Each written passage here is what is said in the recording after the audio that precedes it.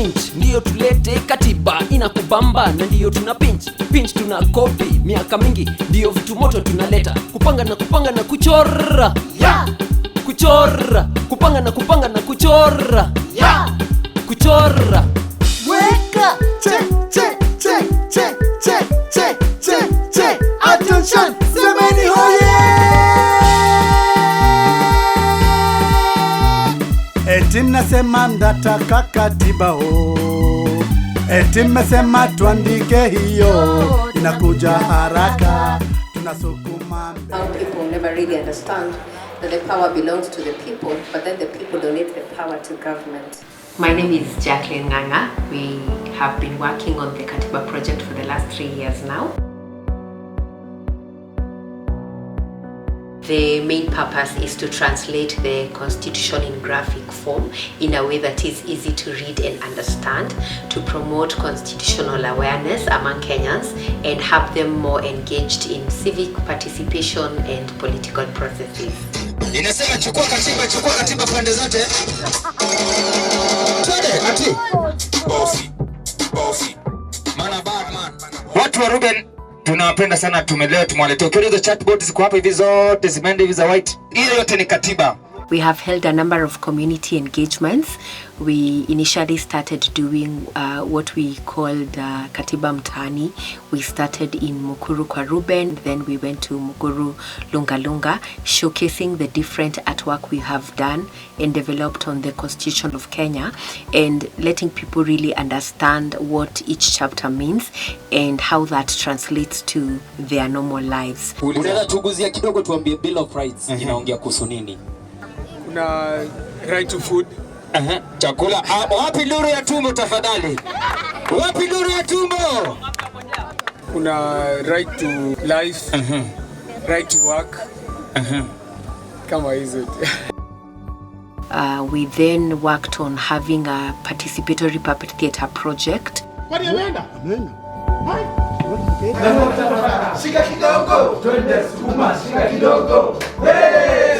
Where we basically looked at the process of amendment of the constitution. Your scenario, your family, it's nice and simplistic. Yeah. It can be played with easily. Utaki siasa. Sasa Raila ni nani? Sasa tutaleta Raila. Where I'm going is, huyu Raila ni Mboch. Baba ana consult Mboch kuchange sheria, lakini mama anapenda kwa consult consulting.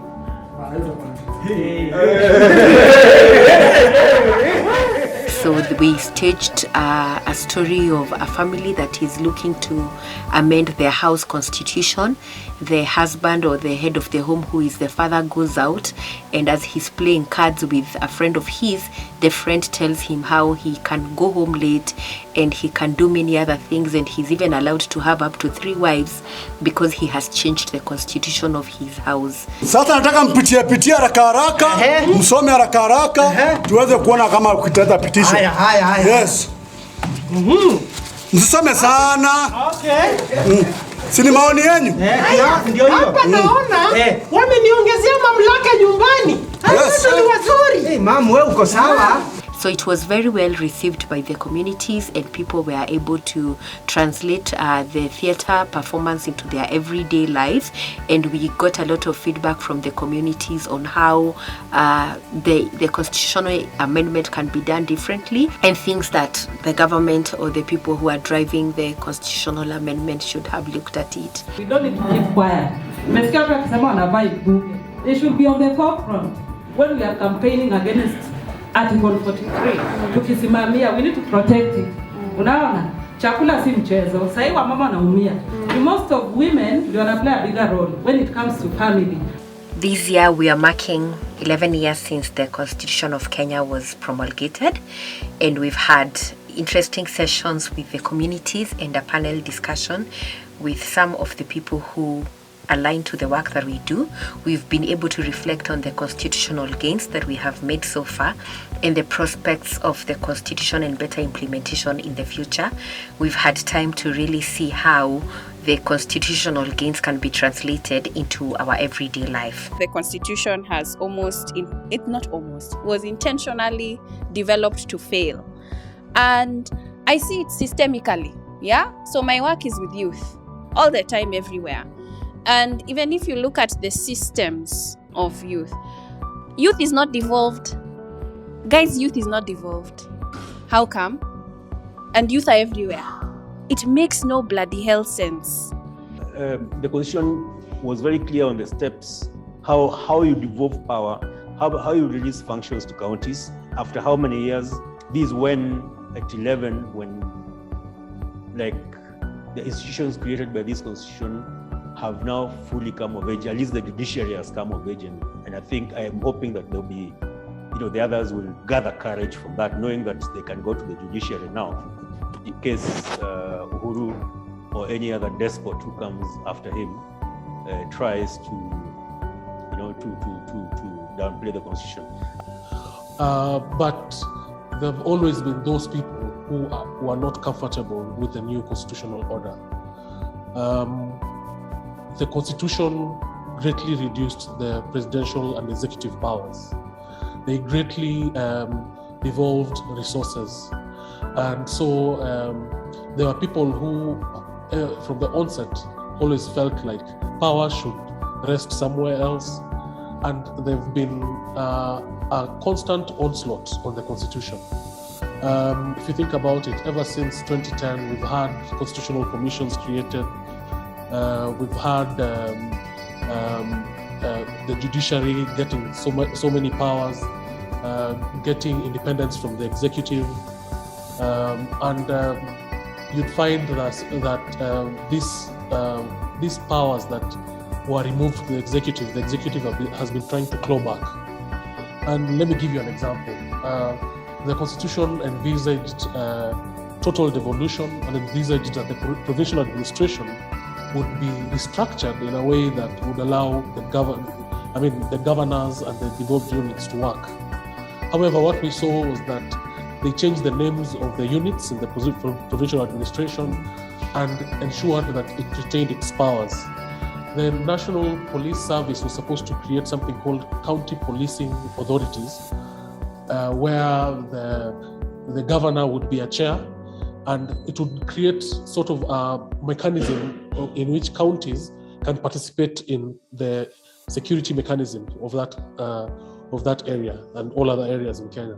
But you'd find that part of the Constitution was never given life. We work with Chama women and we work in the urban informal settlements. And anytime we are working with them in terms of their right to demand better public service delivery, water always comes up. There are guys who only receive water once a week.